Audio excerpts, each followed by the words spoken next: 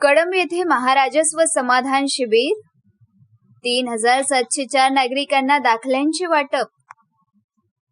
कळंब येथील राडेगाव चौफुलीवरील रॉयल पॅलेसमध्ये 5 मे रोजी छत्रपती शिवाजी महाराज महाराजस्व समाधान शिबिराचे आयोजन करण्यात आले होते।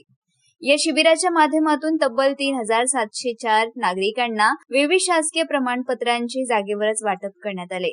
सर्वसामान्य जनता, शेतकरी, विद्यार्थी व महिलांचे महसूल विभागांशी संबंधित दैनंदिन प्रश्न निकाली काढण्यासाठी आणि प्रशासन गतिमान करण्यासाठी या मंडळ व तालुकास्तरीय शिबिराचे आयोजन करण्यात आले होते।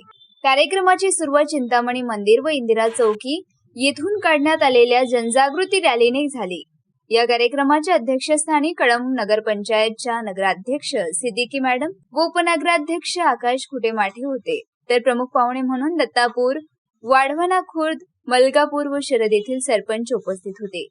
तसेच तहसीलदार धीरज स्तूल, नायब तहसीलदार अभय देशपांडे, नगरपंचायतचे मुख्याधिकारी धुमाळ, पुरवठा निरीक्षक मनोहर मॅडम, भूमी अभिलेख अधिकारी नाले, सहाय्यक निबंधक गायकवाड मॅडम या अधिकाऱ्यांसह स्थानिक नगरसेवक व लोकप्रतिनिधी उपस्थित होते।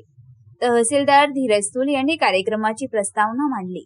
या शिबिरात लाभार्थ्यांना थेट मंचावरून प्रमाणपत्र, विविध योजनांचे धनादेश आणि साहित्याचे वाटप करण्यात आले।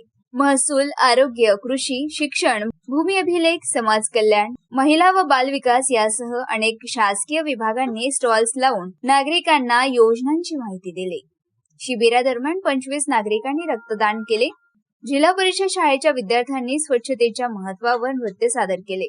हे शिबिर यशस्वी करण्यासाठी मंडळ अधिकारी अनिल सुरपाम, ग्राम महसूल अधिकारी अंकित उमरतकर, सुहास शिंदे, श्याम शेलोकार, राजेश ताकसांडे, रुपाली माणेकर आणि तहसील कार्यालयातील कर्मचाऱ्यांनी परिश्रम घेतले। मालेगाव वार्ता जावेद शेख, कळंब, यवतमाळ। उपस्थित या सर्व प्रभागातील सन्माननीय नगरसेवक सर्वजण या ठिकाणी आहेत।